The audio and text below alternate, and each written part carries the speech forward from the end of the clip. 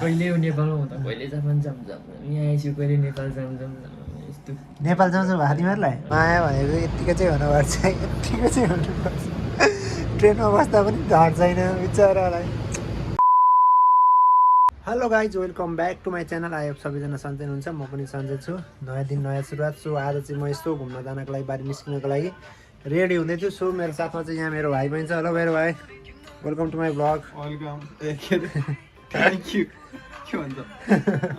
भाइ चाहिँ camera face गर्ने बित्तिकै हुप्लेस हुन्छ क्या नर्भस हुन्छ सो म भाइ चाहिँ यहाँ छु अनि भाइको चाहिँ आज एउटा काम छ सो कामको कारणले गर्दा भाइ चाहिँ जान पाउँदैन अनि म एक्लै जाँदैछु अनि त्यहाँनिर चिन्जुबाट मेरो एउटा साथी छ अनि साथीलाई त्यहाँबाट पिक गरेर अनि हामी चाहिँ त्यहाँ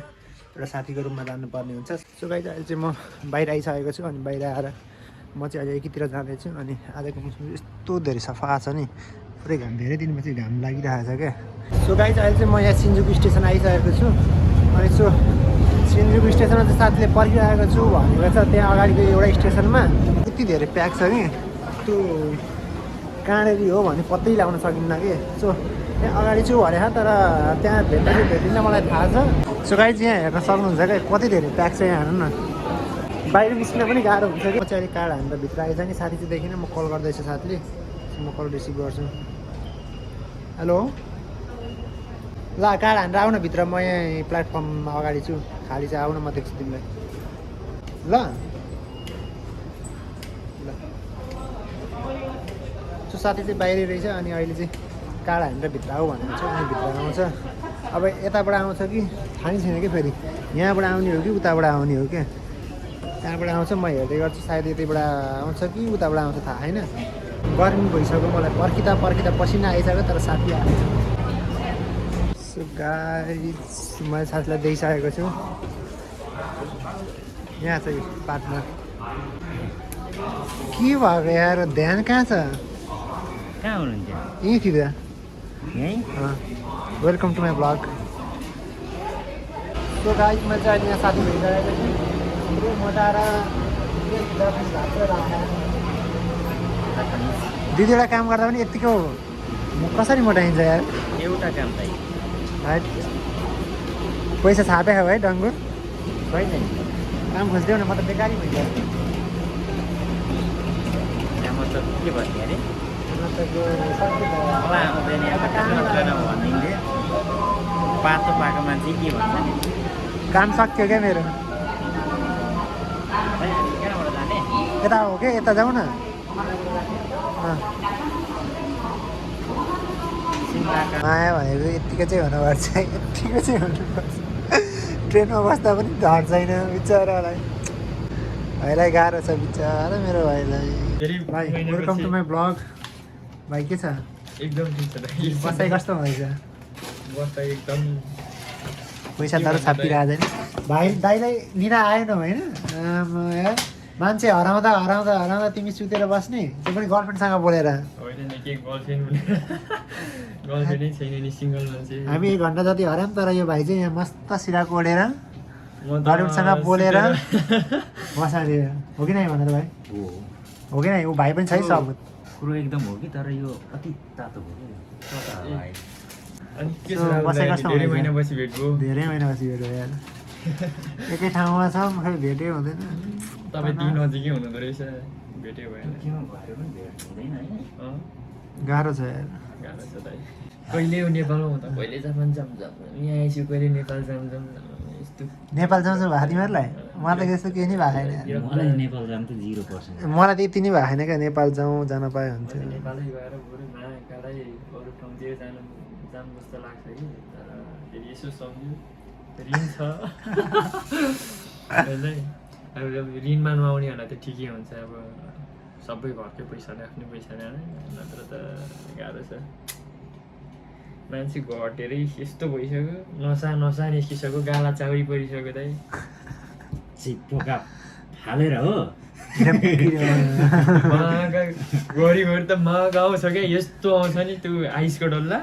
यस्तो रिस उठ्छ नि ट्याप टिप्पो फाल्थ्यो म मोटाइसकेँ घटेर मोटाइसकेँ फेरि अस्ति मोटाउनु भएको थियो अस्ति हामी यो काममा म नेपालबाट आउँदा चाहिँ मोटै थिएँ अनि बिचमा घटेको थिएँ फेरि मोटाइसकेँ सो गाइज यतिको चाहिँ हुनुपर्छ विदेश आएपछि पैसा जोगाउने अभियान चाहिँ गर्नुपर्छ यहाँनिर एक अर्काले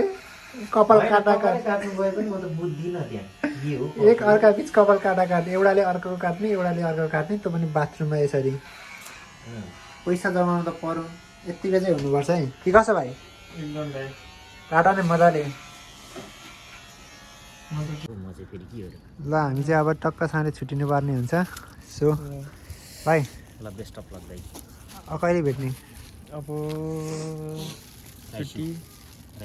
के हो यो झोलामा यो यसो खाजा त के हो यो बिरु जस्तो छ त बिरु यो हल्का त यो यसो चिसो बिरु सिरु नखाऊ होइन चट्टोसँगले ल नडराइ जानु है केही अब नाइस डे भाइ मलाई एउटा कुरा भन न तिमी एक्लै चाहिँ कसरी बस्यौ कि यहाँले कसलाई सोचेर बसिरहेको नि त कसको यादमा थियो तिमी एक्लै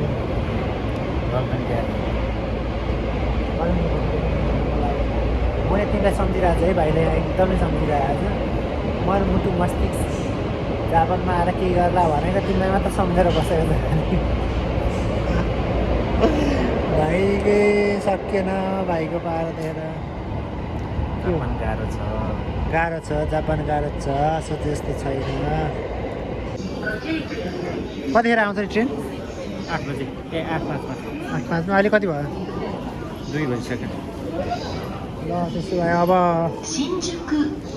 अरू भन्दा त्यस्तै उस्तै हो लागौँ ご乗車ありがとうございます。 rice भेट्नुपर्छ राइसु 本日は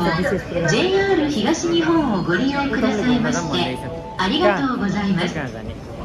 4番線に停車中の電車は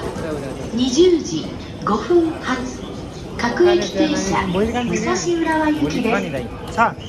भोलिす。Thank you for riding with JR East. आइतबार The train at track number 4 is So, अब चाहिँ- the local train अब चाहिँ हामी छुट्नु पर्ने हुन्छ bound for भाइको चाहिँ यहाँ ट्रेन लाग्छ departing at अनि मेरो चाहिँ 8:05 p.m. पर लाग्छ अनि अब चाहिँ हामी छुट्नु लागेको 当駅を降りますと रमाइलो भयो 次は池袋まもなくに3番線に当駅止まりの列車が参ります。池袋 होइन 危ないですからल बाई 黄色い点字ブロックまでお下がりください。この列車は10両です。 सो गाई चाहिँ अहिले चाहिँ भाइ उता गइसक्यो अनि म चाहिँ अहिले अब आफ्नै प्लेटफर्मतर्फ जाँदैछु अनि भाइ चाहिँ अहिले रात पऱ्यो धेरै रात पऱ्यो अनि उता गयो भाइरामा यति धेरै घुम्यो कि पुरै खुट्टा दुइरहेको छ क्या घुम्दा घुम्दा गर्दा अनि एकछिन चाहिँ यति दुःख भयो भने नि प्लेटफर्म पत्ता लगाउन नसकेर यति धेरै दुःख भयो भने घुम्दा घुम्दा घुम्दा गर्दा बल्ल बल्ल प्लेटफर्म पत्ता लाग्यो सिन्जुक स्टेसनमै कति धेरै ठुलो हेर्न सक्नुहुन्छ तपाईँहरूले पनि पुरै जता गए पनि ठुलो नि ठुलो छ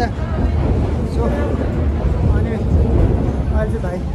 त्यहाँबाट गइसक्यो अनि मेरो प्लेटफर्म पनि आइसक्यो म जान्छु प्लेटफर्म यो हो 16 सो घुम्ने साइड